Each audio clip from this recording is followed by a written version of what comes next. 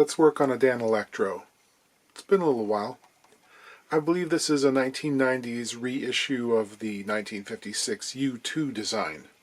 I had to stop and get a different towel because there was entirely too much green in the viewfinder. Just a reminder, Danelectro was founded in the mid-1940s in New Jersey by a fellow named Nathan Daniel.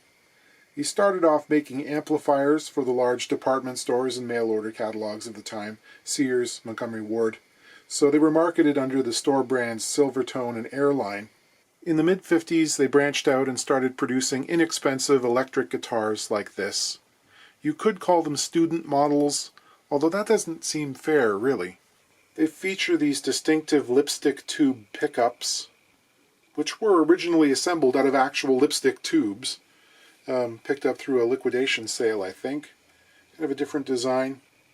The bodies are made from sort of a wood core with masonite for the top and back plates. Masonite is a smooth, dense sheet good. It's made from wood pulp or dust. It's pretty inexpensive stuff. Even today, a sheet of it will cost you only like $12. So it's simple, inexpensive stuff. They have a kind of rudimentarily adjustable bridge here with a wooden saddle. Surprisingly, they sound really good, especially for the price. I remember when they were released in the late 90s, I played one then, and it was really fun to play, because they're so lightweight, they're pretty resonant, the necks are comfortable, there's a whole lot to like about them. This one is a working stage guitar, and it has some issues. The action is very high, but looking at the neck, I can tell it's got too much relief in it. There's a lot of forward bow. This got worked on by another shop, and the owner isn't fully satisfied. He thought it was better before, actually. They did a fret dress. They made a new rosewood saddle. He feels his high E is lacking in sustain now. And the other thing is, it's having a lot of tuning issues, especially in the middle of the fretboard. So let us dive in and diagnose.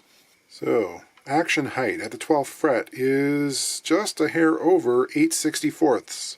It's a full 1/8 of an inch, 3.2 millimeters, and just under 8/64 on the treble side, which is high for an electric guitar. One thing to know about this is it's tuned down. This is C sharp, G sharp, C sharp, F sharp, B flat, E flat. So it should have less tension on it than you would normally expect.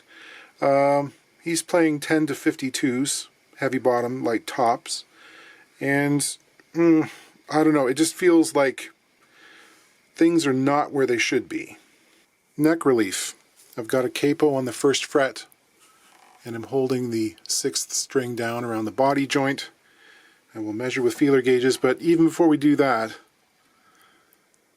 that looks like your typical action height. It's a lot. I'm going to start off, I'm thinking about maybe 18 thousandths. Oh, that's good. Good guess. 18 thousandths. Which is 3 times what it needs to be. So there is an issue.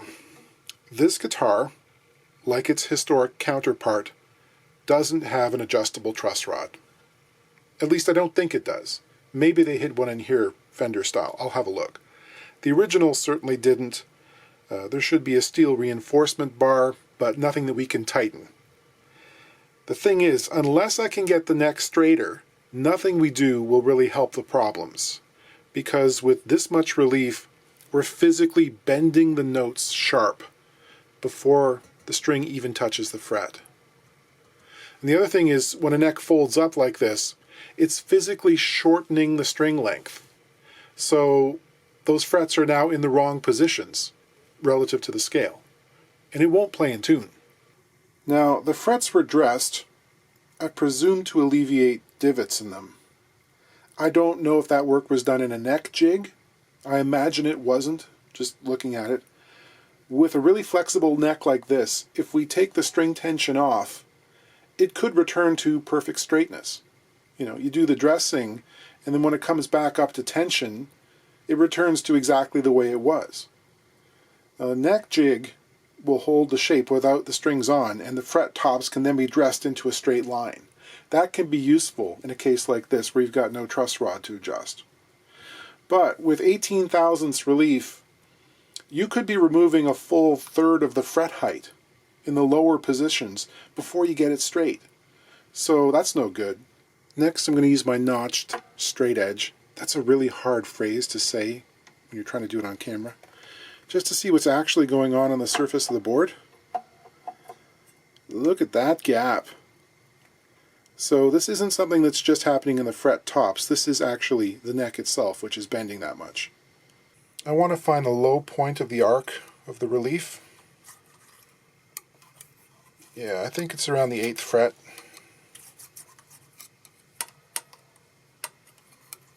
Yeah, which is what I would expect. Next up, let's have a look at the nut. Danelectros were shipped with metal nuts, which is interesting as an idea. Counterintuitive in some ways, I would think, because I imagine it takes a little longer to get these set up. But often the slot heights were a little bit higher than necessary because, well, maybe it took so long. Sometimes not. It's not too far off. Again, using a feeler gauge here, I want to see about 22 thousandths. Could maybe come down a little bit on the treble side. On to the bridge. Looking at the bridge base, which I think is just a flat sheet of what's probably brass, which has been chrome plated, it looks like there's been some dipping introduced. You know, we see this a lot in vintage Gibson ABR style bridges. It happens to these guys too. Starts to sink in the center. Depending on how the saddle is carved, it too can sink as well, making the inner strings closer to the fretboard than the outside ones. Sometimes we have to raise the whole bridge up to compensate for that, which makes that high E string in particular feel too high. So maybe we can bend that back a little bit. And then we got break angle. We know that if there isn't enough downward pressure, the strings can sound unfocused, they'll buzz, sometimes they'll produce a sitar-like effect. That high E string seems a little straight to me. There's not enough bend there. Yeah. So this could mean reshaping this, or more likely raising the bridge up a bit, and to do that we'll have to shim the neck. Much will depend on how we can affect the neck straightness. Before I take the strings off, I want to check the intonation as it stands right now. Yeah, it's pretty sharp. A little sharp. A little flat. Quite sharp.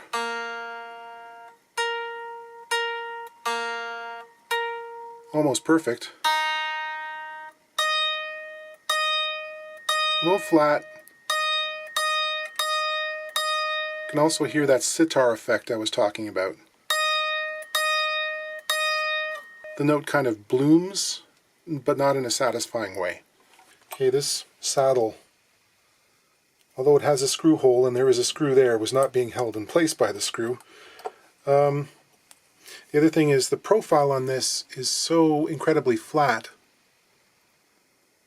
The contact point is exceptionally wide. I don't think this functions very well. We might end up making a new saddle. Here's the height adjustment function. The bridge just rests on two screws that are screwed directly into the body. In looking at this plate, it is indeed quite warped. I imagine it's close to 1 millimeter 40 thousandths in the center there. A whole lot of mounting screws in this design. These pieces of tape are there to protect the tops of the screws that affect the pickup height. The owner found that as he was playing, his body would physically unwind the screws, changing the height of the pickups. So these are supposed to protect that. Well, there was no shim in this pocket, but wonder of wonders, there appears to be a truss rod. Hooray! See, without string tension, there's far less relief in this neck. It's 8 thousandths versus 18. This being a Korean-made instrument from the 90s, I'm going to assume that that takes a 4mm hex wrench. Maybe not? Oh, yes. Yes, it does. That's good. I'll start by turning it opposite and loosen it off a little bit. That's fine. And I'm going to give that a pretty significant turn because it requires a lot of adjustment. There was not very much tension on that at all. Now I'm going to check this with my straight edge again. Because I know this neck moves approximately 10 thousandths of an inch with string tension, I want to get this thing completely straight, or maybe even a little bit of a back bow, maybe 2 or 3 thousandths back bow, to bring me to where I want to be. I'd like to see 6 or 7 thousandths. I think would be okay. I got about a little bit more. This is almost straight, but not quite. Just gonna gently massage the neck a little bit to make sure that nothing is hanging up in the channel there. Sort of condition it slightly to its new position. And okay, that is dead straight now. And I think, yeah, I think I want a little bit more than that.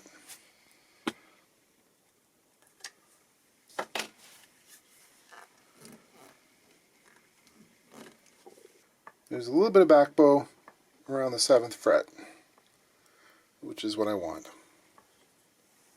It's a good place to start. I might have to readjust after I get it back together and the strings on. A quick little squeezy jig.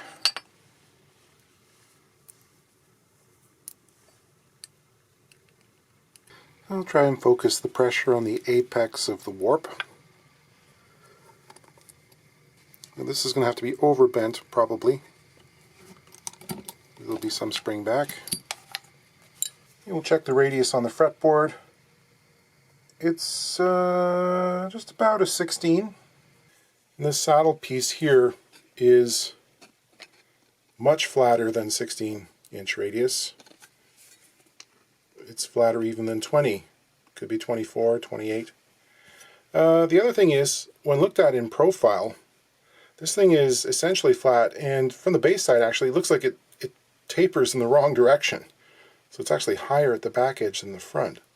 You can see the contact point here is this sort of amorphous flat in the center. So when I remake this, I think I'm going to make it taller at the front edge, more pronounced wedge shape. So there'll be a more definite takeoff point. And I'm going to only make the landing point maybe 1/8 of an inch, 3.2 millimeters wide at the front, just like a standard acoustic saddle. There's enough intonation room for us to get what we need from that. Yeah, this thing is essentially flat within the realm of error. The front edge here is 149 thousandths, and this edge here is 142 thousandths. So we're going to call that flat. I don't want it flat.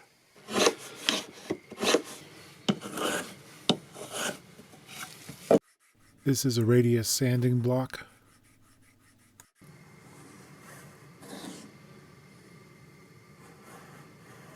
I have the saddle double stuck to a piece of plywood here so that I can plane an angle into it. I'll mark a radius on the back edges.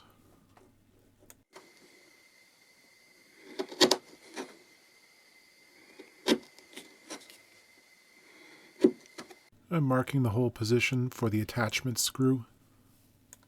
So that seems like a more efficient design. I need to make a tapered shim for the neck pocket, so here's a piece of veneer which I will sand into a very thin wedge. Drill the screw holes.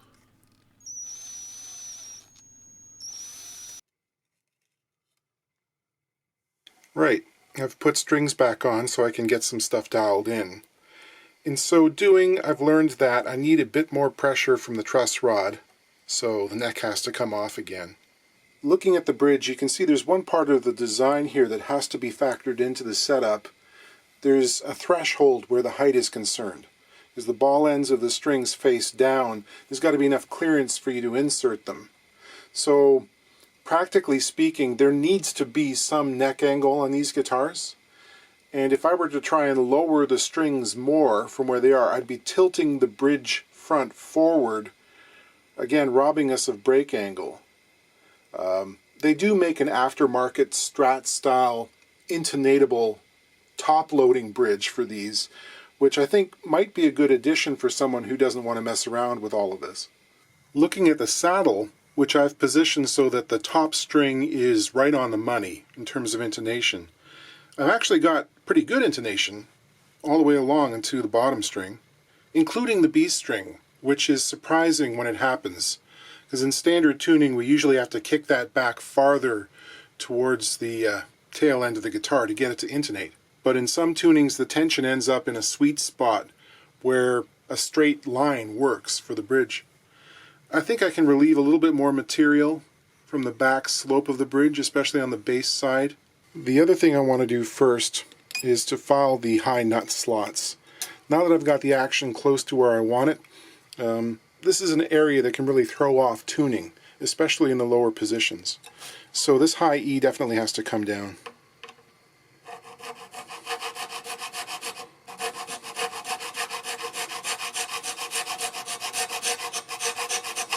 It's better, could come down a little bit more. I'm using a short length of bent G string in this case to find the definite intonation points.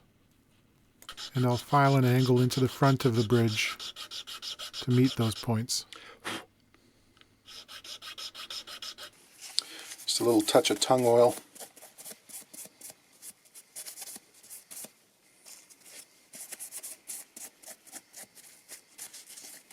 That's T-U-N-G. And finally, I know we've made the polishing thing a joke and everything, but see these striations across the top of the fret? Left over from a file, I imagine.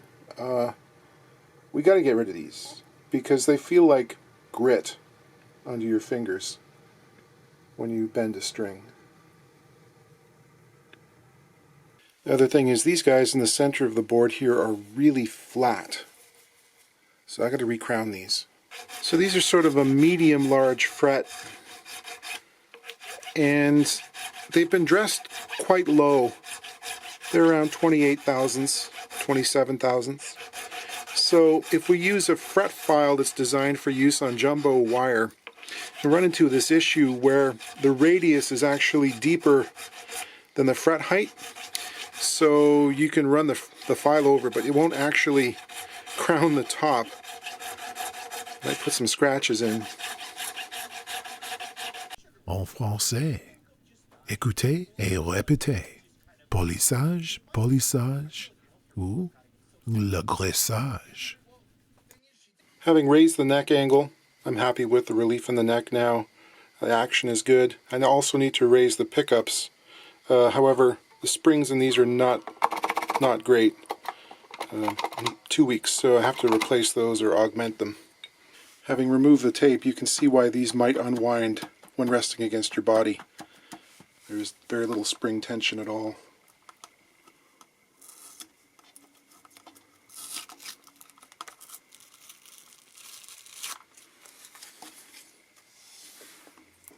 Yeah, the foam block here was augmented with some springs from a pen. There are tougher springs out there that could give you more power. The other option, of course, is to add more foam. It's probably the quickest and easiest option.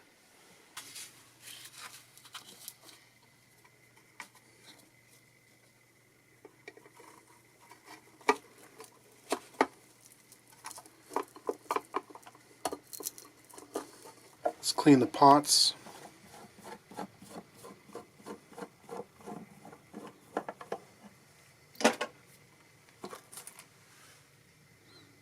Interesting stacked pots. These are covered with fuzz. A little spray of some contact cleaner. And then just roll the knob back and forth rapidly to its full extent to remove any befoulment. Alright, I think we're there. You know, I started off saying that these were a lot of guitar for the money, and that's true. It was the case back in the day, and it still is. They're very good value. They're very simply constructed, and out of the box they give the player some really interesting sounds to work with. The simplicity, though, is kind of a double-edged sword if you want a really refined setup, because it makes that a little bit more of a challenge. It's a lot more time-consuming and requires more concentration, especially around the saddle. Juggling its height with the height of the fretboard and the height of the pickups seems straightforward. It's not that far removed from a Telecaster, but it does take longer because removing wood is not like turning a saddle screw. It's less forgiving. You got to concentrate more. Still, these are really fun to play. If you get the opportunity to try one, I would suggest you do it, and you might be surprised. These pickups, they're a little lower in output, but they're not quiet. You know, they have a bit of grit to them. Yeah, they're a sound of their own. Now we have enough break angle for some good downward pressure on the saddle. I've adjusted the pickups so that they're a bit closer to the strings for a slightly more defined, incisive tone. Kind of firms it up a little bit. The action is, well, 35% less than it was when it arrived. We're now sitting at 5/64 on the bass side, 4 on the treble, which I think with this low C-sharp tuning is a pretty good height.